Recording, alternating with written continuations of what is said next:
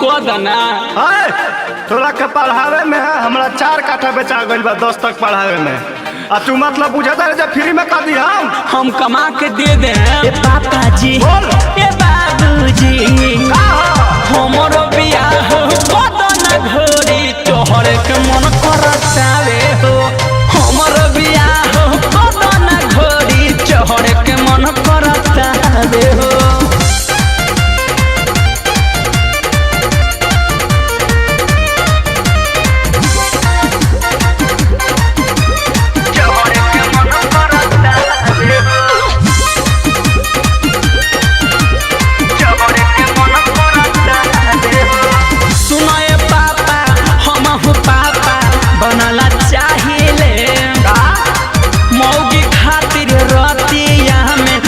सपनाइले हर बुझत काहे नहीं था अरे बेशरम बारे सुनाए पापा हम हो पापा बनल चाहिए।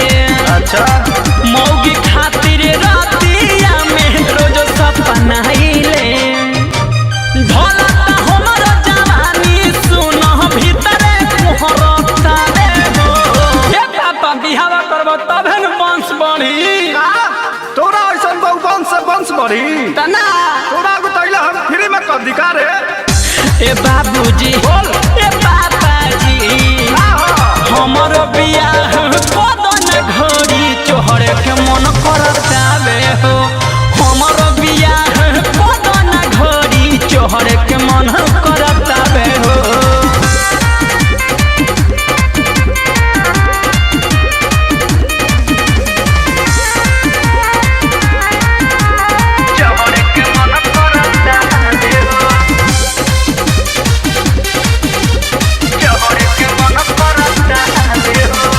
दाढ़ी मोछी पाके गइल भइल 35 के एज हो सका देव बुढ़ावाई इतना मांगे लो तू पापा दहेज।